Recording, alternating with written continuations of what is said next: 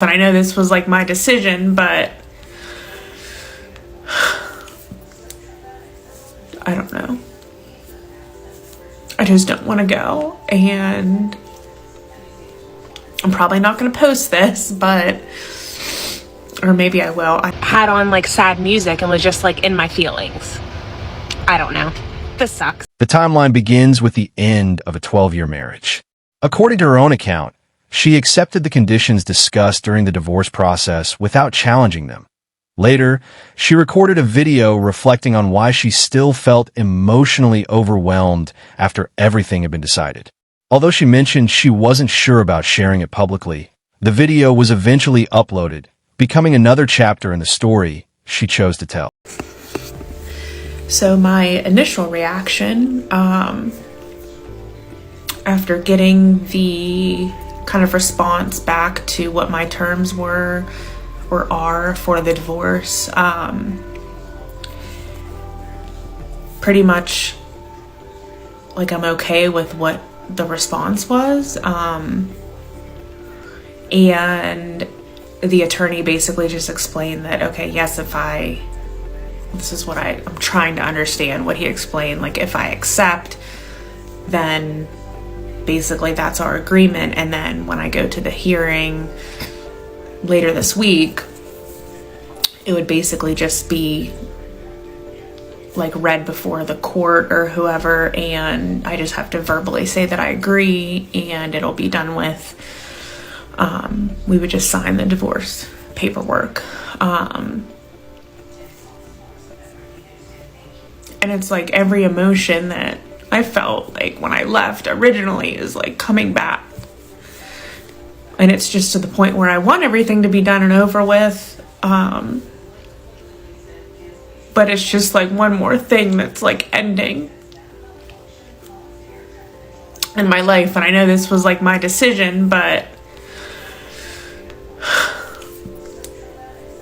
I don't know. I just don't want to go, and I'm probably not going to post this, but, or maybe I will. I don't know. It'll depend on if I can make it through this whole thing later this week. I don't know. I just hate feeling this way, and I'm like torn between wanting someone to go with me. Now I'm like, I don't even want anyone to go with me, because what's the purpose going to be? For what, to sit there while I know it's going to be emotional. I haven't seen him in 6 months, and this is going to be the first time we're face to face, and then it's like finally closing that chapter. She explained that she accepted her husband's response to the divorce without objection. According to her account, the terms were settled quickly, with no lengthy negotiations or attempts to revisit the decision. She also shared that, in the months leading up to the final hearing, there was no direct communication between them. By the time they were expected to meet again, it would be in court, marking their first face-to-face interaction since the separation process began. I couldn't do it any longer, and to me, it was like, when my mom died, I just wanted to, I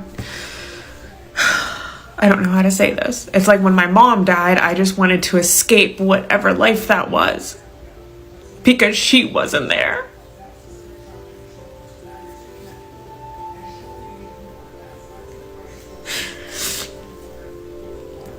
And I guess the consequence to that was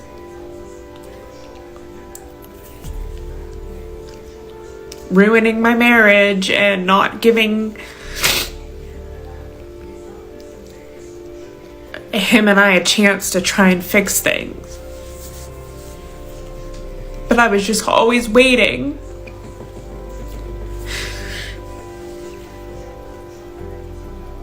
for him to just like save me, to like do something crazy, or not crazy, but just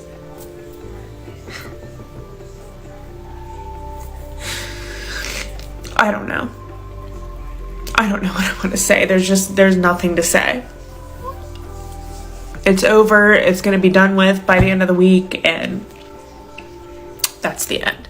In one emotional moment, she admitted she had been hoping he would step in and try to save the marriage before everything became final. But that response never came. Instead, the divorce moved forward, leaving her to reflect on whether part of her had still been hoping for a different ending. I'm in Florida for a few days just to get like some sunshine. So in Ohio, it's like the weather, if you're like from that area, the weather has been terrible. So like there's the seasonal depression on top of everything else I'm going through. The grief of my marriage and the loss of my mother. I don't know, I just needed, again, I had that feeling of I just needed to escape, and I felt like what I needed. Anyway, but since I've been here, I've been doing okay, kind of ups and downs. I'm trying to focus on positivity every day. And I just have to say, I am completely blown away at all the support and comments on my one video, the message to my mom. I think that video has over 1 million views right now, and it's like I read every comment, and I don't know, it just makes me feel like, I do have support, and I'm not alone in this whole starting over journey. I'm really trying my hardest just to focus on positivity every day, but then I don't want to fake happiness, if that makes sense. I don't know.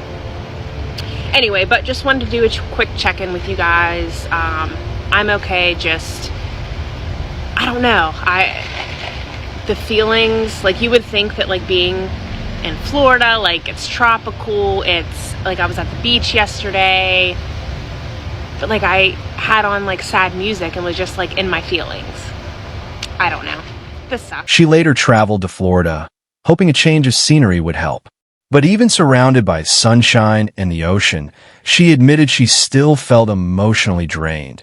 She also spoke openly about losing her mother, saying that grief had affected many parts of her life and relationship. That became an important part of her story in the way she explained what she had been going through. Looking back, the timeline raises a thoughtful question. Was the marriage unable to withstand that difficult period, or had the emotional distance already grown too great? That's for viewers to consider based on the events she shared.